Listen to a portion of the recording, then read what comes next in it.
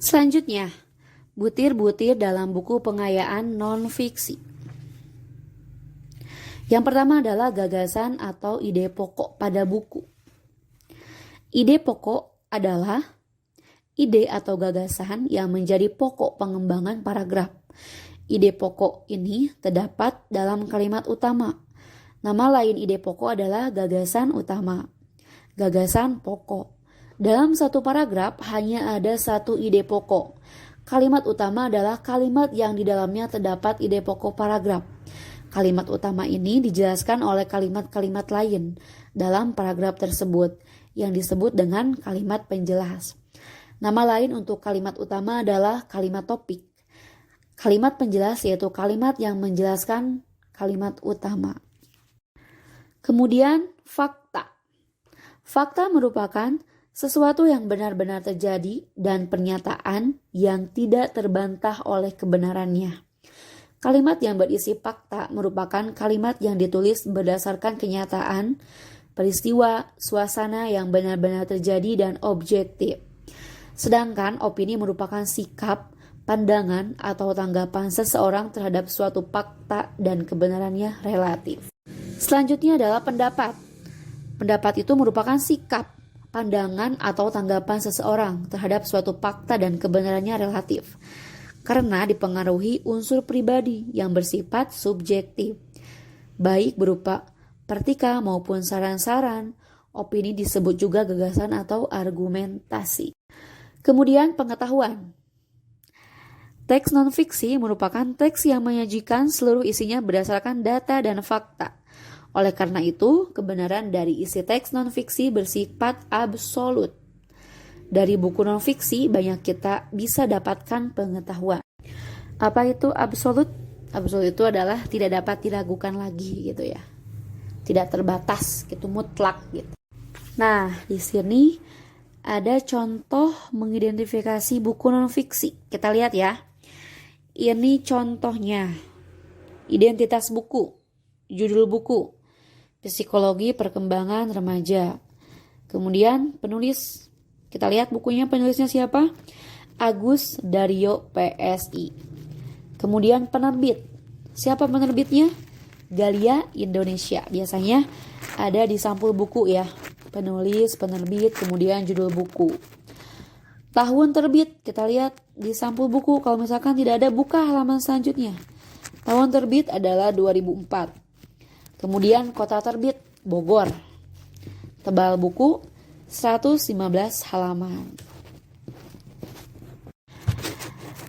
Dari buku Psikologi Perkembangan Remaja, kita harus bisa menemukan butir-butir penting yang terdapat dari buku tersebut. Nah, contohnya kan yang barusan tentang psikologi perkembangan remaja.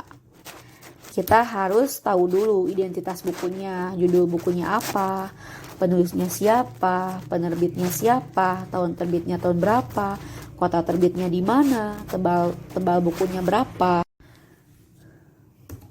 Nah, kalau misalkan kalian sudah mengetahui identitas buku, kemudian kalian cari butir-butir penting yang terdapat dalam buku tersebut. Kita lihat. Butir penting dari judul buku Psikologi Perkembangan Remaja. Yang pertama, gagasan atau ide penting dalam buku tersebut. Kutipan bukunya. Pengaruh pendidikan keluarga terhadap perkembangan moral remaja. Halaman 65. Kalau misalkan kalian punya bukunya, kalian buka halaman 65. Gagasan atau idenya itu adalah pengaruh pendidikan keluarga terhadap perkembangan moral remaja. Kemudian gagasan yang selanjutnya adalah penentuan dan pemilihan karir seorang remaja ditentukan oleh beberapa faktor, diantaranya orang tua, teman-teman, gender, karakteristik diri sendiri. Itu halaman 67. Kemudian butir yang penting lagi yang terdapat dalam buku tersebut, yang kedua adalah fakta. Mana faktanya? Kutipan buku. Mereka ini kalau mengalami sakau tidak memiliki cukup uang untuk membeli obat atau alkohol, maka menggantikannya itu dengan lem. minum arak tradisional. Jumlah mereka berkisar 5% dari total pecandu. Nah, ini halaman 35 dalam buku Psikologi Perkembangan Remaja.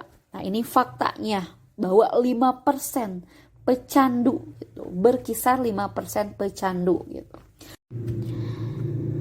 Di Amerika Serikat, bahwa tes IQ dapat dipergunakan untuk membantu perkembangan anak-anak agar dapat belajar dengan baik. Halaman 47. Kemudian, butir-butir penting yang terdapat pada contoh buku Psikologi Perkembangan Remaja yang ketiga itu adalah pendapat. Halaman 18.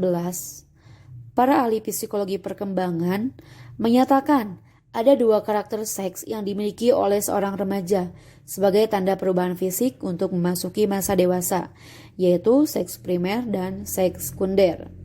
Kemudian pendapat selanjutnya, halaman 25. Menurut para ahli papalia, bahwa ada 3 faktor penyebab obesitas, yakni faktor fisiologis, faktor psikologis, dan faktor kecelakaan atau cedera otak. Selanjutnya, butir-butir penting yang terdapat pada contoh tersebut yang keempat adalah pengetahuan. Halaman 17. Perubahan hormonal terjadi karena perubahan di dalam otak, yakni hipotalamus, suatu bagian organ otak yang bertugas untuk mengkoordinasi atau mengatur fungsi-fungsi seluruh sistem jaringan organ tubuh. Kemudian, halaman 95 dalam buku tersebut adalah salah satu ciri perkembangan kehidupan seorang remaja diwarnai dengan adanya perubahan-perubahan fisiologis maupun psikologis. Hal itu menyebabkan kondisi emosinya mengalami ketidakstabilan, instability of emotional. Nah, itu contoh butir penting yang terdapat dalam sebuah buku. Kita ambil contohnya yang ada Psikologi Perkembangan Remaja. Ya, jadi kita bisa mengetahui isi dari buku Psikologi Perkembangan Remaja itu apa gitu ya. Dari mulai identitas buku, kemudian gagasan atau ide, faktanya, kemudian pendapat, dan yang terakhir adalah pengetahuan. Itulah materi yang bisa Ibu sampaikan untuk pertemuan yang sekarang. Semoga kalian bisa memahaminya, kalian bisa mempelajarinya. Dan silahkan kalian buat rangkumannya. Hasilnya Japri, jangan lupa cantumkan nama, kelas, dan salah TKB. Selamat belajar. Wabillahi taufiq wal hidayah. Wassalamualaikum warahmatullahi wabarakatuh.